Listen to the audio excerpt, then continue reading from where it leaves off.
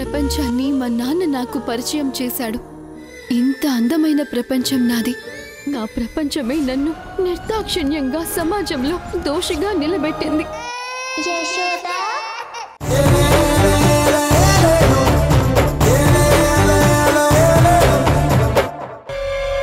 వాడు నా గుప్పెట్లోనే ఉండాలి అనుకున్నాను. అలాగే ఉన్నాడు కూడా. కానీ ఇప్పుడు మొత్తం మారిపోయింది. వాడు చేయి జారిపోతున్నాడు. మన భవిష్యత్తుని ప్రశ్నార్థకంలోకి నెట్టేస్తున్నాడు. అందుకే వాడిని మళ్ళీ నా చేతుల్లోకి తీసుకోవాలని ఈ ప్రయత్నం చేశాను. ఇప్పుడు వాడే పరిగెత్తుకుంటూ వస్తాడు. రాణి,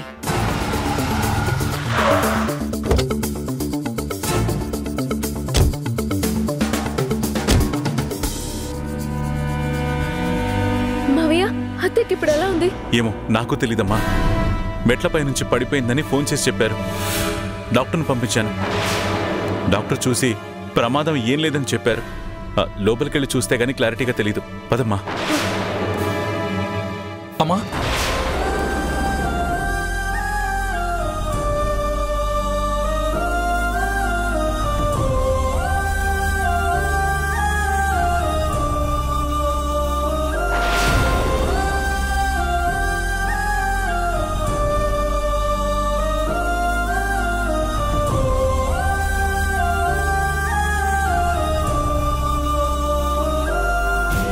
అమ్మా,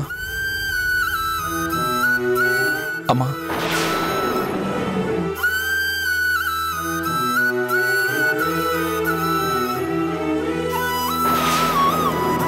నాన్న రేపు వస్తా అన్నారు కదా, అప్పుడే వచ్చేసావేంటి? ఓహో, మీ అమ్మమ్మ ఫోన్ చేసిందా? ఏంటమ్మా నువ్వు వాడిని ప్రశాంతంగా ఉండనివా? అసలు నందుకెందుకు ఫోన్ చేసావు? నీకు దెబ్బ తగిలితే నాకు చెప్పకుండా ఎలా ఉంటారమ్మా? అసలు నువ్వు ఎలా పడ్డావు? నేను పైనుంచి కిందకి దిగి వస్తుంటే కళ్ళు తిరిగినట్టు అనిపించింది అన్న. అంతే, కళ్ళు తెరిచేసరికి ఇదిగో ఇలా ఉన్నాను.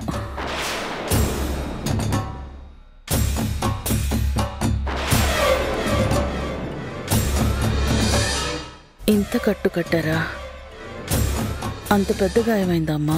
అవును దేవకి, రక్తం దారలా పోయింది. ఆ రక్తాన్ని చూసి నాకు కళ్ళు తిరిగాయి. అమ్మా, హాస్పిటల్కి వెళ్దాం పదమ్మా. నందు, బావ ఇందాకే డాక్టర్ని మాట్లాడి పంపించారు. డాక్టర్ వచ్చి డ్రెస్సింగ్ చేసి ఇంజెక్షన్ కూడా ఇచ్చి వెళ్ళింది. ప్రమాదం ఏమీ లేదని చెప్పింది. నువ్వేం కంగారు పడుకో. అమ్మా, డాక్టర్ చూసింది నీకు తగిలిన గాయానికి. నేను ఆలోచిస్తుంది నీకు కళ్ళు తిరగడం వెనక ఏ సమస్య ఉండుంటుందో అని. ఒకసారి హాస్పిటల్కి వెళ్ళి చెకప్ చేయించుకుందామమ్మా, రా. నువ్వు అనవసరంగా భయపడుకున్నానా? డాక్టర్ బీపీ అవి ఇవి అన్నీ చెక్ చేసింది. ఎలాంటి ప్రాబ్లం లేదని చెప్పింది. లాస్ట్ మంతే కదా జనరల్ చెకప్స్ అన్నీ చేయించుకున్నాను. నువ్వు భయపడుతున్నట్టు నాకేం ప్రాబ్లం లేదు. నువ్వేం భయపడుకున్నా? దేవకి, ఏమైంది దేవకి? ఇంత గాయమయ్యేలా ఎలా పడ్డావు? కొంచెం జాగ్రత్తగా ఉండుండొచ్చు కదా అత్తయ్య. చూడండి ఎంత గాయమైందో. ఏం కాలేదమ్మా, ఏదో చిన్నగా కళ్ళు తిరిగాయి, పడిపోయాను అంతే. పెద్ద గాయమేం కాదు. అయినా మీరెందుకు వచ్చారు? అంతా మా అమ్మ చేసిన బుద్ధి తక్కువ పని వల్లే అందరూ డిస్టర్బ్ అయ్యారు. నీకు బుద్ధి లేదమ్మా. అందరికీ చెప్పి గోలగోల చేసినట్టున్నావు. ఈ చిన్న విషయం కూడా వీళ్ళకి చెప్పాలా? పాపం అన్నయ్య వాళ్ళు ఎంతో ఆశగా ఈ పూట వీళ్ళని అక్కడే పెట్టుకుందాం అనుకున్నారు. నువ్వు ఈ విషయం వీళ్ళకి చెప్పకుండా ఉండుంటే ఈ పూట అక్కడే ఉండొచ్చుండేవారు కదా. కనీసం వీళ్ళైనా సంతోషంగా ఉండేవాళ్ళు కదమ్మా. ఇది మరీ బాగుంది.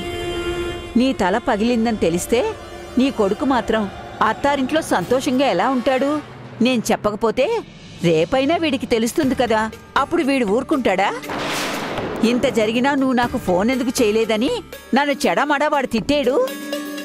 నా భయం నాది, అందుకే ఫోన్ చేసి చెప్పాను. ఆవిడ చెప్పడంలో తప్పే ఉందత్తయ్య. అయినా మీకు దెబ్బ తగిలితే మాకు కాకపోతే వేరే ఎవరికి చెప్పాలి?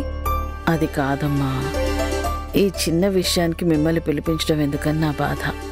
చిన్నదైనా పెద్దదైనా గాయం గాయమే కదత్తయ్య. ఈ విషయం మాకు చెప్పకుండా దాచుంటేనే మేమెక్కువ బాధపడుంటాం. పాపం మీ నాన్న ఈరోజు మీరు ఇంట్లోనే ఉంటారని ఏవేవో ఏర్పాట్లు చేసుకుని ఉంటారు, ఎంతో ఆశగా ఉండుంటారు. మీరిలా వచ్చేయడం వల్ల, నాకు గాయం అవ్వడం వల్ల నేను భరిస్తున్న బాధ కంటే వాళ్లే ఎక్కువ బాధని భరిస్తూ ఉంటారు. పాపం. నాకేం కాలేదమ్మా, డాక్టర్ వచ్చి చూసి వెళ్ళింది కదా, వెళ్ళండి. మీరిద్దరూ ఈ పూట మీ అత్తగారింట్లో ఉండి వాళ్ళతో సంతోషంగా గడిపి రేపు కాఫీ తాగి నిదానంగా రండి. నన్ను అమ్మ చూసుకుంటుంది. పోండి. అమ్మ మధు, వీణ్ణి తీసుకెళ్ళు. ఏం మాట్లాడుతున్నావమ్మా నువ్వు?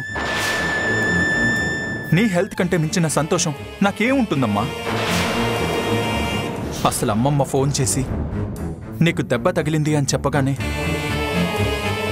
నా గుండె ఆగిపోయినట్టు అనిపించింది. ఎంత భయపడ్డానో తెలుసా?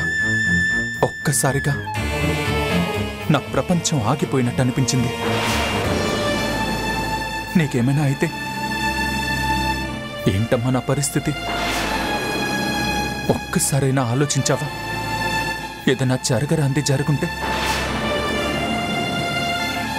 నేను తట్టుకోలేను కదమ్మా. నాకేమవుతుందన్నా, నా ప్రాణం అంతా నీ దగ్గరే ఉంటుంది కాబట్టి నువ్వు కాపాడుకుంటావనే నమ్మకం ఉంది. నువ్వు నా పక్కన ఉన్నంత వరకు నాకేం కాదు నాన్న. ఎందుకంటే నా ప్రాణం నువ్వే కాబట్టి.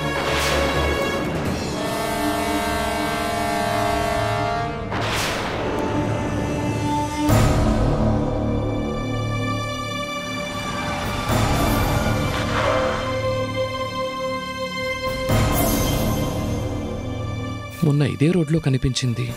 ఈ పక్కనే ఫ్రెండ్ ఇల్లు ఉందని చెప్పింది. ఏదో చిన్న కంపెనీలో వర్క్ చేస్తున్నానని కూడా చెప్పింది. కనీసం ఆ ఫ్రెండ్ ఇల్లు అయినా చూసుండాల్సింది. తను పనిచేసే కంపెనీ పేరైనా అడుగుండాల్సింది. తనున్న స్ట్రీట్ నేమ్ అయినా తెలుసుకుని ఉంటే బాగుండేది. ఇంకా లాభం లేదు, ఎవరినో ఒకరిని అడగాలి.